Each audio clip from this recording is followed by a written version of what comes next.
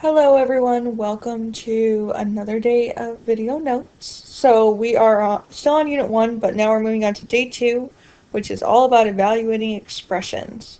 So really get into the nitty-gritty of math. Hopefully these notes will be a lot easier for you because you will have guided notes to fill in. So you're just filling in the paper with what I have and then doing the try on your own examples as well. Okay, so a lot less writing. Sorry, I tried something, it didn't work out. Anyway, let's go ahead and start with vocab. So, expressions are just mathematical sentences. It's just math put together. That's all it is. A numeric expression is a mathematical sentence containing only numbers. So it's just got numbers and operations in it. Whereas an algebraic expression is mathematical sentences containing numbers and variables. So this is where we get into the algebra part. Lastly, simplify means to perform the operations to get a single numeric value. So instead of saying 3 plus 5, we would simplify that to just say 8 because we just want it to be as simple as possible. Just a reminder, if I'm going too fast, feel free to pause the video so you can write down these vocab words and fill in all the notes and everything, and then you can just start me back up again. Okay, so we're going to go over GEMDAS and order of operations just as a review. I think you guys might have done, I don't know if it was in the summer packet, maybe not, but we're just going to go over GEMDAS again. Now, if you have no idea what I'm talking about, GEMDAS is the newer way we're going to say PEMDAS. So PEMDAS might have been what you learned in elementary school or in 7th grade, like whenever. We're going to call it GEMDAS because the G stands for grouping symbols. So that includes parentheses, but it also includes other grouping symbols. So that's why we don't use just a P for parentheses. We actually use the G for grouping. So it can also include brackets, braces, absolute values, radicals, and the fraction bar. Okay? It's only a grouping symbol if it has an operation within it. So if you have a set of parentheses and then there's just a 3 inside, that's not when it's a grouping symbol. But if it had a 3 plus 5 inside the parentheses, that operation inside it means you need to simplify that first. Okay? E stands for exponents, same as always. So exponents are anything with an exponent. That's what you take care of next. M and D stand for multiplication and division, and that needs to be performed from left to right, so how you would read it in a sentence. It doesn't mean you do all multiplication first and then division. That is not what that means. Anytime you see multiplication or division when you're reading across, you're going to do it when you see it. And lastly, we have addition and subtraction for A and S. So very similar to multiplication division, you perform it from left to right. Okay, either or. So now we're going to go ahead and try some examples.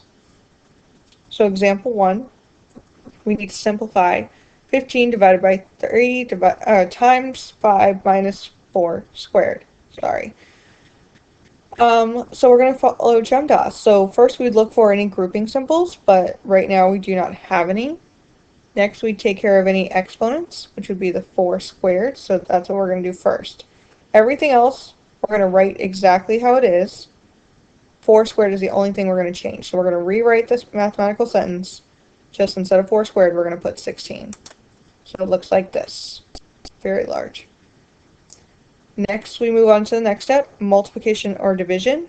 So we have division and multiplication, but because division came first, we're going to do this division first. So 15 divided by 3, that's what we're going to do first. Everything else we're going to just copy down. 15 divided by 3, we're going to replace with 5. So now it reads 5 times 5 minus 16. Now we can go ahead and take care of this multiplication. So we do the 5 times 5, which gives us 25. And now we can do the subtraction, which is our last step anyway. 25 minus 16 equals 9. So that would be our simplified form. is just 9. Okay? So now you guys are going to try this one on your own. Okay? Give that one a try. You can either pause the video now, you can come back to it, but make sure you do it. If you have any questions, you can write them off to the side, and we will go over the answer to this in next time in class. Okay, so then what about the fraction bar? This might be a little new to you, that this is actually a grouping symbol. So when we have a fraction bar in our problem, we need to pay very close attention to the numerator, the top, and the denominator, the bottom. If there is more than one number on the top or bottom, we need to simplify the numerator or denominator first so we can get a single number. Then once we have a single number on both the top and bottom, we can use the fraction bar as division, but only if we have a single number on top and bottom. So if we look at example 2, we have the absolute value of 6 squared divided by 3 all over 9. Now this guy has a single number on the bottom, so we know we're going to divide by 9, but we don't know the number on top yet. We've got a lot of operations happening here, so we're going to perform those first to make sure that we know what we're actually dividing by 9. Okay? So we're just going to simplify the top, and we still just use GEMDAS to simplify the top to get that single number. So we have the absolute value. That's our grouping symbol, meaning we have to simplify everything inside first before we can actually take the absolute value. So we got the absolute value of 6 squared divided by 3.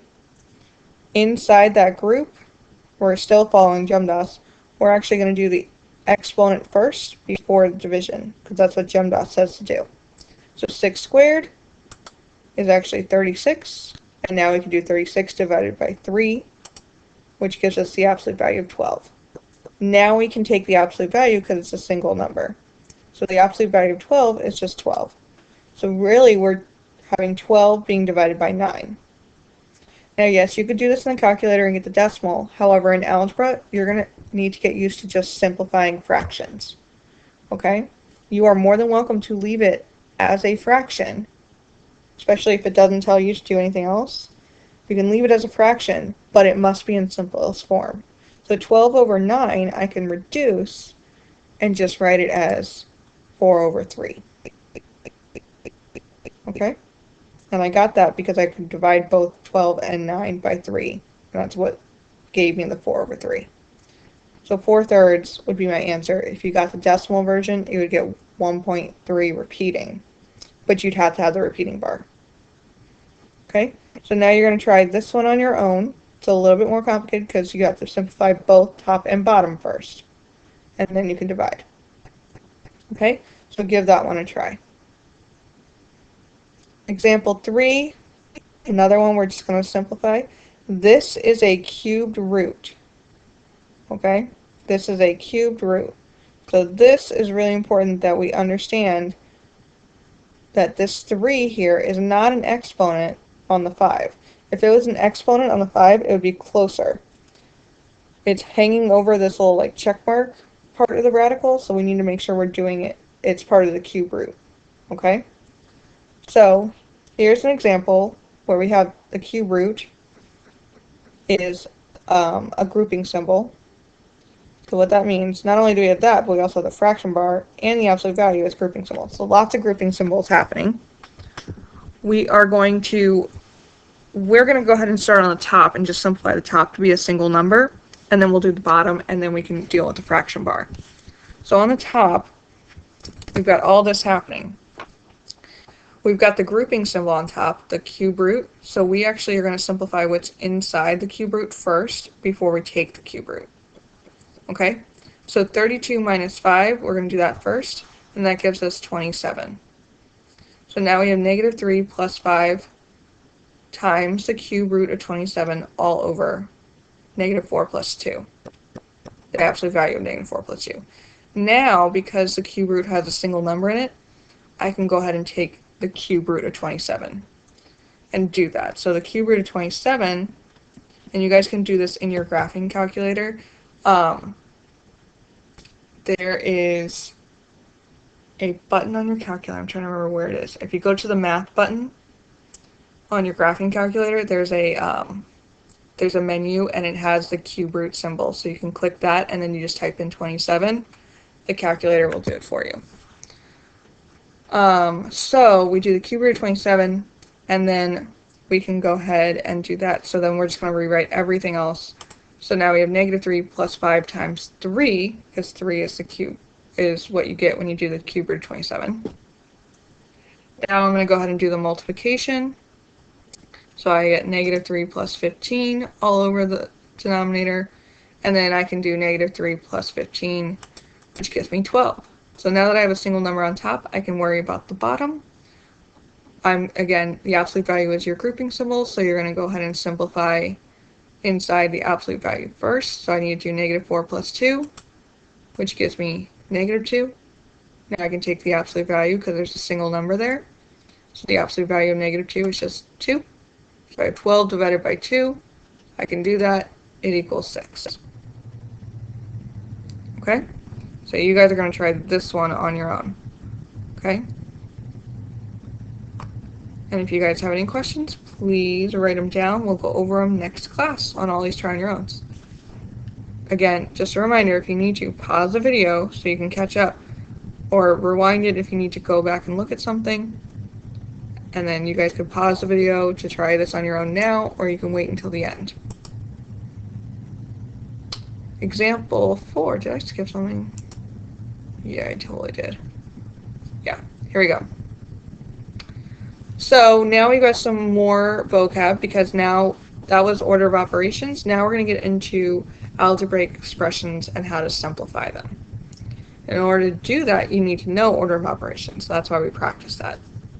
Alright, so some more vocab. So variable is a letter that represents a value. So we're going to use a letter to put in. We put in a letter as like a placeholder when we don't know the value of something. So some examples, it could really be any letter. X, A, B, Y, C, G, whatever. Letters that you don't typically see are like I, because it means something specific in later math. You don't really see O because it can be confused with a 0. And that's really it. Those are the only two that I can think of off the top of my head. But it's just a letter that's going to represent a value. A coefficient is a number being multiplied with the variable. So that's a number in front of a variable. So an example would be if we had 3x, 3 is the coefficient. Okay? A constant is just a number by itself. So -7 is a constant. If we had 3x minus 7, -7 is a constant. A term are parts of an expression separated by addition signs. This is really important. Addition signs. Okay? So even when you see something subtracted, it really is being separated by an addition sign, because that subtraction sign is really represents a negative. Okay? So let me show you an example. Oh, this doesn't show a good example. We'll see it in a second.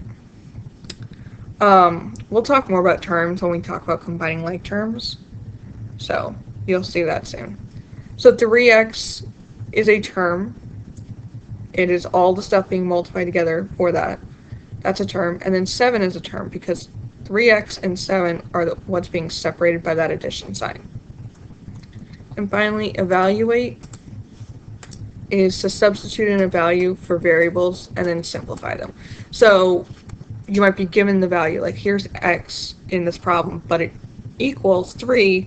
Put that 3 in there and work it out, and then get your single value.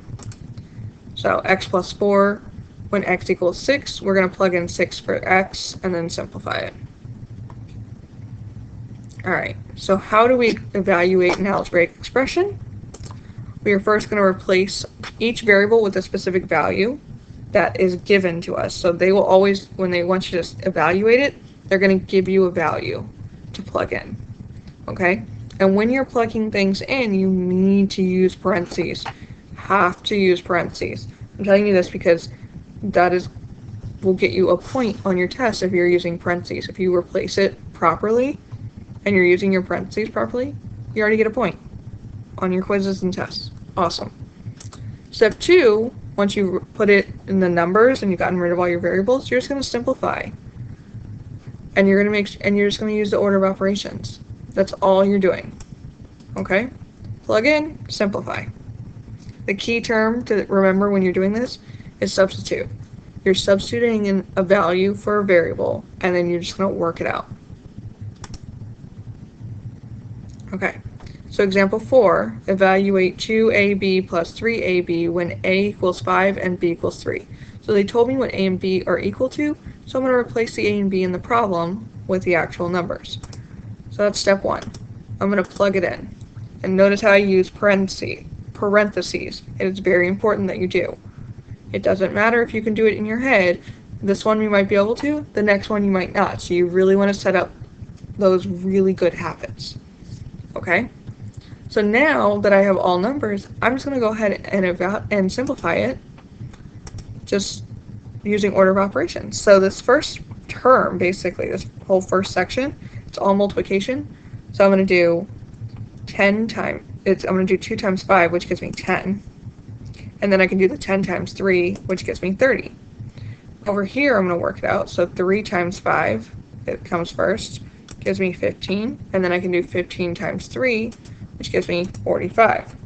Now I can go ahead and add these numbers together, which gives me 75. That's all it is. So now you guys are going to try these 2 problems on your own. Okay? It is really important that you use those parentheses properly. Try these 2 on your own. If you have questions, write them down. You can pause the video and do it now, or you can come back to it later. Some important things you need to be aware of are absolute values. So just a reminder, absolute values are these little lines, as that's the symbol for it. Be careful not to confuse them with like an 11 or something. It's an absolute value, and it measures the distance from 0. An absolute value is always positive. Okay?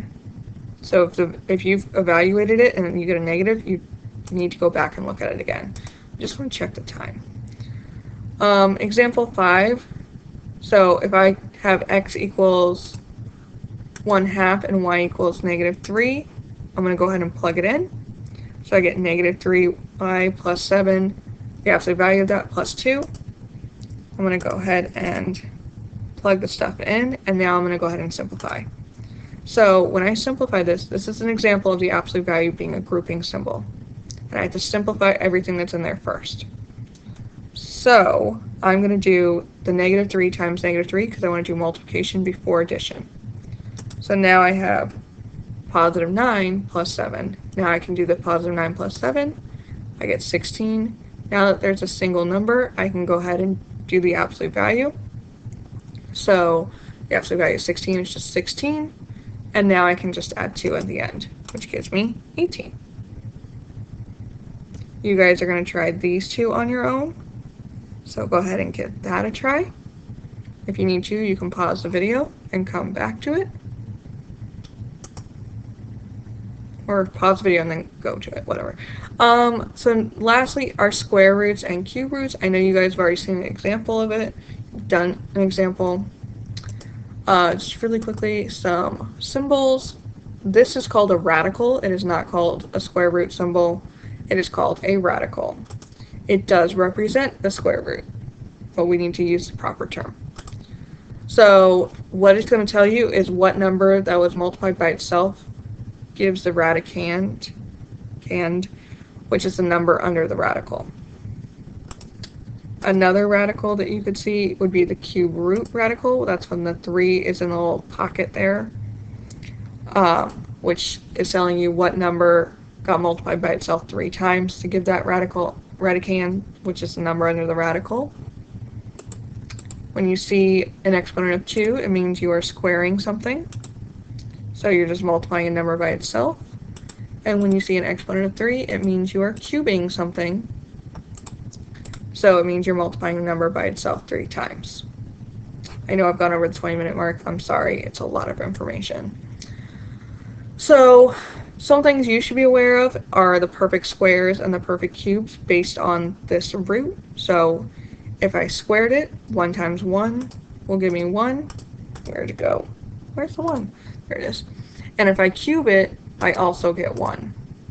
So those are perfect squares and perfect cubes. For 2, you would get 4 and 8.